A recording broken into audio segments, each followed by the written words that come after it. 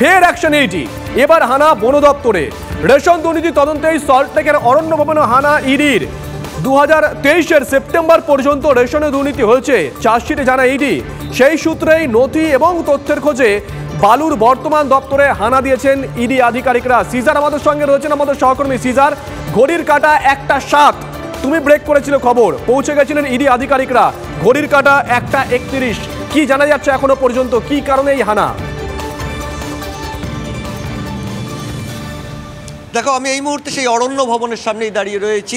সল্টলেকের সেই অরণ্য ভবন, বন দপ্তর, যেখানে বর্তমানে জ্যোতিপ্রিয় মল্লিকের যে দপ্তর, সেখানে 1:05 নাগাদ এই খাদ্য দুর্নীতি মামলার যিনি তদন্তকারী অফিসার তিনি এসে উপস্থিত হন এবং তার পেছন পেছন সিআরপিএফ ঘেরাটোপে আরও ইডি আধিকারিকরা এসে উপস্থিত হন 1:07 নাগাদ। এবং তারপরে তারা সোজা অরণ্য দপ্তরের যে অরণ্য ভবনের যে 8th ফ্লোর, যে একদম টপ ফ্লোর যেটা, সেই টপ ফ্লোরে যেখানে জ্যোতিপ্রিয় মল্লিকের যে ঘর, সেই ঘরে তারা ইতিমধ্যেই পৌঁছে গেছেন এবং তল্লাশির কাজ ইতিমধ্যেই শুরু হয়ে গিয়েছে। এবং সেখানে দাঁড়িয়েই প্রথম প্রশ্ন তোমার হতে পারে যে অরণ্য ভবন কেন, খাদ্য দুর্নীতিতে অরণ্য ভবন কেন? তাহলে কি অরণ্য ভবনেও বা বন দপ্তরেও নতুন কোনো দুর্নীতি আছে?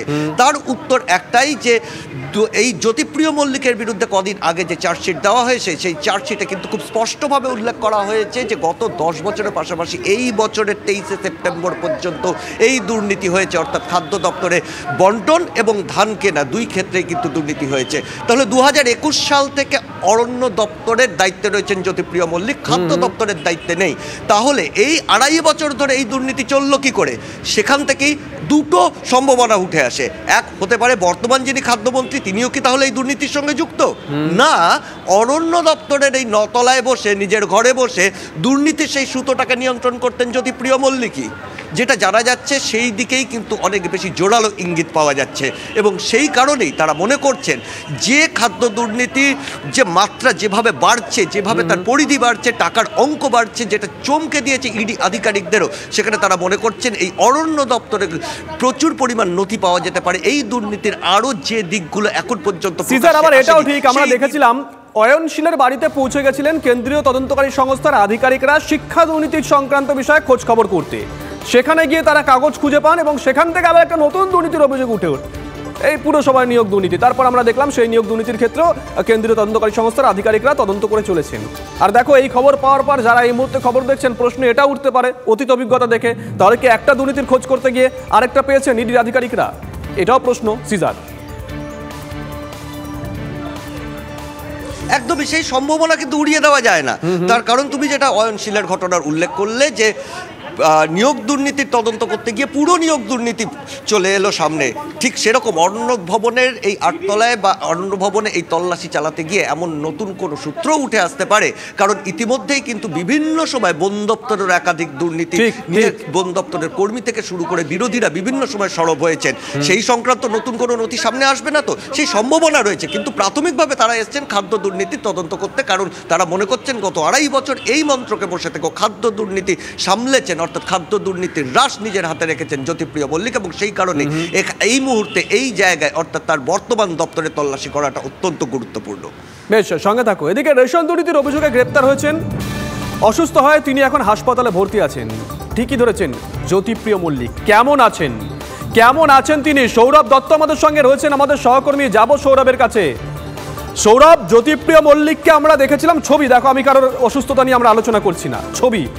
জ্যোতিপ্রিয় মল্লিককে আমরা দেখেছিলাম আদালত চত্বরে অজ্ঞান হয়ে গেছিলেন। জ্যোতিপ্রিয় মল্লিককে নিয়ে যাওয়া হলো বাইপাসের ধারে বেসরকারি হাসপাতালে। আবার যেদিন উনি বেরোচ্ছেন একেবারে হনহনিয়ে ঢুকে গেলেন ইডি দপ্তরে।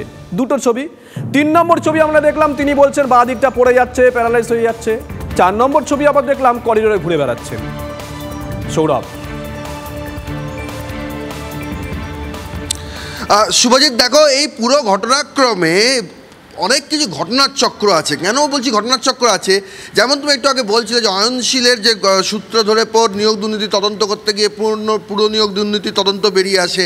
আবার এখন একটা সম্ভাবনা তৈরি হচ্ছে যে যেখানে খাদ্য দুর্নীতি তদন্ত করতে গিয়ে অরণ্য ভবনে হানা দিল ইডি এবং সেখান থেকে যদি আবার বন দপ্তর সংক্রান্ত কোনো তথ্য উঠে এলো।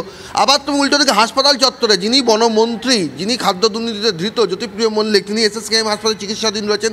সেখানে দেখো একই তলায় সুজয় কৃষ্ণ ভদ্র, একই তলায় জ্যোতিপ্রিয় মল্লিক, দুজনেই শীতাতপ নিয়ন্ত্রিত কেবিনে রয়েছেন, দুজনের যে চিকিৎসা সংক্রান্ত পরীক্ষা নিরীক্ষা এবং তার সংক্রান্ত যে জটিলতা সেটাও এক। শুভজিৎ, সুজয় কৃষ্ণ ভদ্রের জন্য টেস্ট দেওয়া হয় যে স্ট্রেস মায়োকার্ডিয়াল পারফিউশন স্ক্যান, সেই পরীক্ষাও এসএসকেএমে হয় না। আবার জ্যোতিপ্রিয় মল্লিকের মাথা কেন ঘুরছে, কেন তিনি আদালতে অজ্ঞান হয়ে গিয়েছিলেন সেটা জানতে হেড অফ টিল্টেবল টেস্ট, সেই টেস্টও কিন্তু এসএসকেএমে হয় না।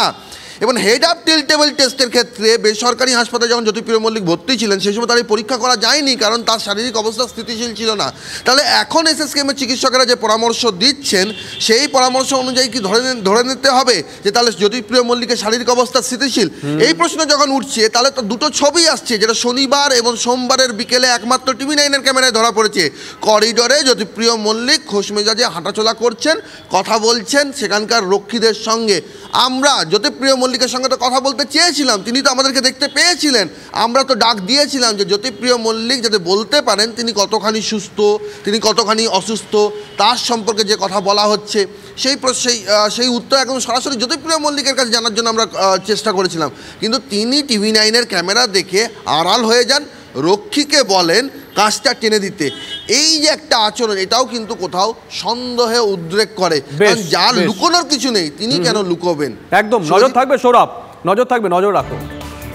এদিকে খাদ্য দুর্নীতিতে একা বাকিবুর রহমানের পকেটে ঢুকেছে 1000 কোটি টাকা, তাও মাত্র 10 বছরে, বুঝতে পারছেন? এমনটা ইডি সূত্রে খবর।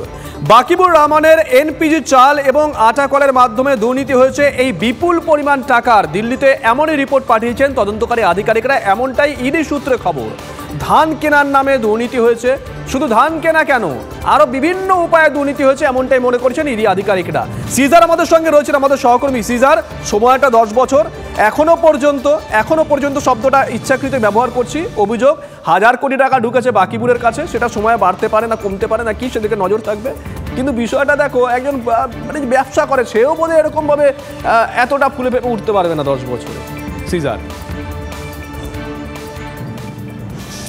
একদমই শুভজিৎ, কারণ এখন পর্যন্ত যে জ্যোতিপ্রিয় মল্লিকের বিরুদ্ধে যে চার্জশিট, সেই চার্জশিটে উল্লেখ করা হয়েছে যে বাকিবুর রহমান অর্থাৎ তার ঘনিষ্ঠ এড অর্থাৎ জ্যোতিপ্রিয় মল্লিকের তার যে রাইস মিল, সেই রাইস মিলের মাধ্যমে যে ধান প্রকিউরমেন্ট, ন্যূনতম সহায়ক মূল্যে ধান কেনার যে দুর্নীতি, সেই দুর্নীতিতে বাকিবুর রহমানের 50 জন কর্মীকে ভুয়ো কৃষক সাজিয়ে অন্তত 450 কোটি টাকা আত্মসাৎ করেছে বাকিবুর রহমান।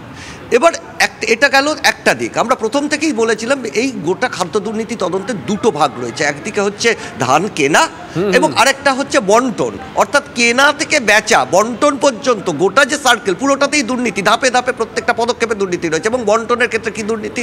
বন্টনের ক্ষেত্রে দুর্নীতি হচ্ছে আমার তোমার বা এই রাজ্যের 11 কোটি মানুষের জন্য যে বরাদ্দকৃত যে খাদ্যশস্য তার 25% কিন্তু আত্মসাৎ করে নিত বাকিবুরের মতো লোকেরা, অর্থাৎ 75% মানুষ পেত। তাও যে মান সরকার দিচ্ছে সেই মান নয়, নিম্নমানের, ডাবল ধামাকা, ডাবল মুনাফা। এবং সেটা করেই গত 10 বছরে বাকিবুর রহমান অন্তত 550 কোটি টাকা আত্মসাৎ করেছে সরকারি কোষাগারের অর্থ, আমার তোমার অর্থ, এমনটাই কিন্তু ইডি আধিকারিকদের দাবি। এবং তাহলে দুটো মেলালে, অর্থাৎ ধান কেনা এবং বন্টন দুটো মেলালে 1000 কোটি। আর এখানে দাঁড়িয়ে দুটো প্রশ্ন উঠে আসছে, এই যে বিপুল পরিমাণ লভ্যাংশ, সেটা কি খালি বাকিবুরের কাছে গেছে? ইতিমধ্যেই জ্যোতিপ্রিয় মল্লিককে মাস্টারমাইন্ড বলছেন ইডি আধিকারিকরা, তার কাছে একটা বিপুল অংশ গেছে। তাহলেও একটা প্রশ্ন এসে যায়, বাকিবুর তো একা নয়, গোটা রাজ্যে বাকিবুরের মতো আরো অনেকে এই ধান কেনা এবং বন্টনের সঙ্গে যুক্ত। তাহলে তো অঙ্কটা লাফিয়ে বাড়বে। নজর থাকবে সিজার, সঙ্গে থাকো।